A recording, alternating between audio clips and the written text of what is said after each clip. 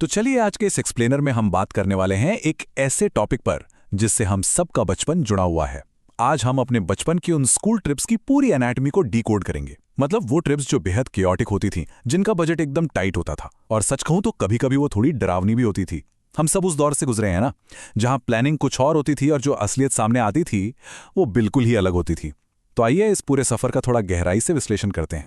अब देखिए, ट्रिप की बात शुरू होते ही सबसे पहली रुकावट कहाँ आती थी? घर पर। ये डायलॉग तो हम सबको याद ही होगा। बेटा, हम तो घर ही रहें। गोवा में क्या करोगे? क्या लाशें देखोगे? मतलब हम अपने दिमाग में एक प्रॉपर सिनेमाई हॉलिडे की पिक्चर बनाकर बैठे होते थे और पेरेंट्स का ये यथार्थवादी डायलॉग हमारी उन सारी ग्लैमरस उम्मीदों को एक सेकंड में चकनाचूर कर देता था। सच कहें तो ट्रिप की रियलिटी चेक की शुरुआत यहीं से हो जाती थी। और फिर शुरू होता था हमारी ट्रिप की प्लानिंग का पतन। आप इस टाइमलाइन को देखिए, ये कितनी सटीक है। 4 हफ्ते पहले बड़े बड़े प्लान बनते थे कि भाई इस बार तो थाईलैंड या गोवा चलेंगे। फिर 2 हफ्ते आते आते बजट का असलियत से सामना होता था और प्लान खिसककर शिमला या कश्मीर पर आ जाता था। 1 हफ्ते पहले तक वो केरल या नेपाल बन जाता था। और ट्रिप वाले दिन टीचर्स हमें उसी लोकल चिड़ियाघर या किसी पास के पार्क में ले जाके खड़ा कर देते थे। ये एक ऐसा डाउनफॉल था जिससे बचना लिटरली असंभव था। अब जाहिर सी बात है, हमारी उम्मीदों और जो असलियत थी उसमें ज़मीन आसमान का फ़र्क था। हम जिंदगी ना मिलेगी दोबारा वाले जोन में होते थे कि स्पेन जाएंगे, जीवन बदल देने वाले अनुभव होंगे, एकदम बॉलीवुड स्टार्स की तरह दिखेंगे। लेकिन हमारी रियलिटी क्या थी?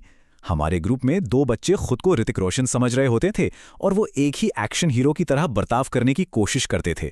और नतीजा? पूरी ट्रिप किसी फ्लॉप सुपर हीरो फिल्म के डिजास्टर्स सीक्वल जैसी लगने लगती थी। चलिए, अब सफ़र के सबसे अहम हिस्से यानी ट्रांसपोर्टेशन पर आते हैं। हमारी स्कूल बसें, भाई उन्हें देखकर ऐसा लगता था जैसे वो अभी-अभी किसी दंगे या जंग से बचकर आई हों। बस के फर्श में छेद होते थे, जिनमें से नीचे घूमते हुए टायर आप साफ देख सकते थे। कहीं से भी लोहे के रॉड निकले हुए हैं जो आपकी जान के लिए सीधा खतरा हैं। और वो अफवाहें तो हमेशा उड़ा करती थीं कि पिछले साल कोई बच्चा इंजन में गिरा और भाप बनकर उड़ गया। और पीछे वाली सीट, उसका तो अपना एक अलग ही इकोसिस्टम था। वहां लड़ाई, रोमांस और किसी ना किसी की उल्टी सब एक साथ चल रहा होता था। अब जरा इस नंबर पर गौर कीजिए, 25। ये कोई आम नंबर नहीं है। ये स्कूल जोन में बसों के लिए अनिवार्य 25 किलोमीटर प्रति घंटे की स्पीड लिमिट है। लेकिन क्या आपको लगता है कि इसके पीछे का कारण सिर्फ हमारी सेफ्टी थी? जी नहीं, बात कुछ और ही थी। इस 25 किलोमीटर प्रति घंटे वाले रूल के पीछे का असली डार्क लॉजिक मैं आपको समझाता हूं। इसके 3 स्टेप्स थे। पहला, टारगेट को एकदम धीरे से हिट करना ताकि दर्द एक झटके में खत्म होने के बजाय लंबा और तकलीफदेह हो। दूसरा, इस धीमी स्पीड का पूरा फायदा उठाकर ड्राइवर की एक्यूरेसी बढ़ाना ताकि ज्यादा से ज्यादा लोग लपेटे में आएं। और तीसरा स्टेप, बड़े आराम से बस को वापस घुमाना और बचे खुचे लोगों को भी निपटा देना। तो देखा आपने, ये रूल सेफ्टी के लिए तो बिल्कुल नहीं था। और इन्हीं बसों में हमें कुछ बहुत ही अजीब बायोलॉजिकल चीजें भी देखने को मिलती थीं। जैसे बस से किसी बच्चे ने बाहर बाइक वाले पर थूक दिया। अब वो गुस्से में भरा मोटू व्लॉगर अपनी डैशबोर्ड कैम की रिकॉर्डिंग चेक करता था तो उसे वो बच्चा बिल्कुल धुंधला दिखता था। अब एक कैमरे की खराबी नहीं थी, ये एक बहुत ही रेयर बायोलॉजिकल अनैमली थी जहां एक बच्चा naturally he out of focus exist करता था। मतलब उसके आगे सारे कैमरे फेल थे। ओके, अब इस एक्सप्लेनर के अगले पड़ाव पर चलते हैं। Discount sightseeing, exploring the fake wonders of the world. यहां हमें पता चलता था कि अमीर स्कूलों की ट्रिप्स और हमारी ट्रिप्स में कितना बड़ा गैप है। अमीर बच्चे विदेशों में जाकर दुनिया के असली 7 अजूबे देखते थे और हमें पास के ही सीताराम पार्क या किसी ऐसी अजीब सी जगह पर ले जाया जाता था जहां एक नकली ताजमहल बना होता था। और उस नकली ताज को देखकर तो यही फील आती थी कि जिन मजदूरों के हाथ शाहजहां ने काटे थे उन्होंने ही गुस्से में आकर ये बिना हाथों के बनाया है। सच में साइटसीइंग के नाम पर हमारे साथ स्कैम होता था। अब इस डेटा को देखिए, ये कोई मजाक नहीं है। अगर हम कठोरता यानी हार्डनेस का पैमाना देखें तो नॉर्मल पकी हुई मैगी और एफिल टावर के लोहे के बाद सबसे ऊपर आती है वो मैगी जो स्कूल ट्रिप पर स्टील के टिफिन बॉक्स में ले जाई जाती थी। साइंस ने यह प्रूव किया है कि वो ठंडी हो चुकी टिफिन वाली मैगी स्ट्रक्चरल लोहे से भी ज्यादा कठोर हो जाती थी। हालत तो ये होती थी कि बच्चा मैगी खाने के चक्कर में पूरा का पूरा स्टील का टिफिन ही खा जाता था। और अगर साइट सीइंग से फोकस बच भी जाए तो ये एनजीओ वालों का लूप शुरू हो जाता था। आप आराम से घूम रहे हैं और अचानक कोई आकर बोलेगा, सिर्फ 10 रुपए देकर माधव की जान बचाएं। फिर एकदम से टॉपिक चेंज, किसी लखन का रैंडम एडवर्टीजमेंट चालू।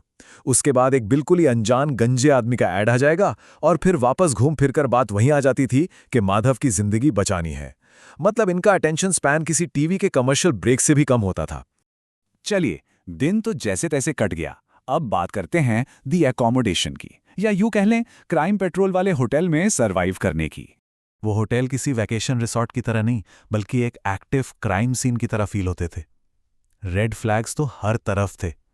होटल में ऐसे कपल्स घूम रहे हैं जिन्होंने अपने चेहरे पूरी तरह ढके हुए हैं। फैसिलिटीज इतनी भयंकर खराब थीं कि अगर किसी का कुछ बुरा करने का इरादा हो तो उसे सीलिंग फैन की जगह टेबल फैन से काम चलाना पड़ेगा।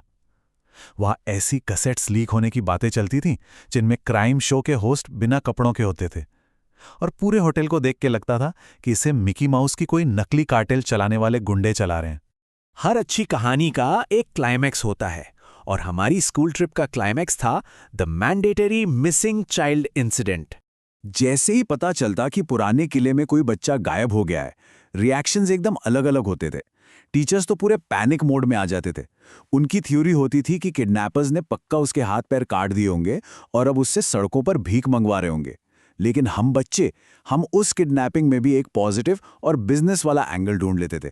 हम सोचते थे, क्या पता भाई इंटरनेशनल लेवल पर भीख मांग रहा हो और यूएस डॉलर्स छाप रहा हो। इसी बात पर बस के पीछे बैठकर हम एक बहुत ही क्रिटिकल पॉइंट डिस्कस करते थे। आप भी सोचिए जरा, अपहरणकर्ताओं के इस बिजनेस मॉडल में कितनी बड़ी लॉजिस्टिक खामी थी। मतलब किसी सही सलामत इंसान को उठाओ, फिर उसके हाथ पैर काटने की इतनी मेहनत करो। इससे अच्छा तो सीधे किसी ऐसे को किडनैप करो जिसके हाथ पैर पहले से ना हो, बस उसे एक ह्यूमन पिगी बैंक की तरह इस्तेमाल करो। है ना बिल्कुल जायज सवाल। अब क्योंकि पुलिस का रूल था कि 24 घंटे तक एफआईआर नहीं होगी, तो हमने उस खाली टाइम का पूरा यूज किया और सट्टेबाजी शुरू कर दी। हमारी बैटिंग ऑड्स कुछ ऐसी थीं। पहला सस्पेक्ट था बच्चों को पकड़ने वाला गिरोह, जिसकी ऑड्स 3-1 थी। दूसरे थे लोकल डकैत, जिनकी ऑड्स 5-1 थी। लेकिन जो सबसे बड़ा क्राउड फेवरेट था, वो था उस किले का भूखा शेर। सबने उसी पर दाव लगाया था। लेकिन दोस्तों, यहां आता है एक भारी प्लॉट ट्विस्ट। जीते कौन? डकैत। पता चला कि वो क्राउड फेवरेट शेर मैच हारने के लिए रिश्वत खाकर बैठा था। मतलब समझ रहे हैं आप, स्कूल ट्रिप के इस पूरे करप्ट फाइनेंशियल इकोसिस्टम ने वहां के लोकल जानवरों को भी ब्रश कर दिया था। कोई भरोसा नहीं बचा था। अब जाहिर है सट्टे में इतना भारी नुकसान होगा तो बच्चे चुप तो बैठेंगे नहीं। सारा गुस्सा निकला उस बिके हुए शेर पर। एक पूरा अग्रेसिव कैंपेन चला। शेर को इंस्टाग्राम पर कैंसिल कर दिया गया, सड़कों पर उसके पुतले जलाए गए, यहां तक कि नेशनल ज्योग्राफिक पर उसका जो शो आता था उसे भी बंद करवा दिया गया। कुछ लोगों ने तो शेर को देश निकाला देने तक की मांग कर डाली। और इस पूरी अफरा तफरी में गलती से हमारे एक फेमस नेशनल क्रिकेटर को भी गालियां पड़ गईं। भयंकर केओस था ये। तो इस पूरे एक्सप्लेनर के बाद मैं आपको इस एक आखिरी सोचने वाले सवाल के साथ छोड़ता हूं। अगर हमारे बचपन की ये ट्रिप्स सिर्फ टूटी फूटी बसों, क्राइम सीन जैसे डरावने होटलों और रिश्वतखोर शेरों से भरी हुई थीं, तो फिर क्यों आज भी जब हम उन्हें याद करते हैं तो हमारे चेहरे पर स्माइल आ जाती है और हम उन पलों को इतना मिस करते हैं? ये एक ऐसा सवाल है जो हमारे इस पूरे लॉजिक और डेटा को पूरी तरह से पलट कर रख देता है। सोचिएगा ज़रूर।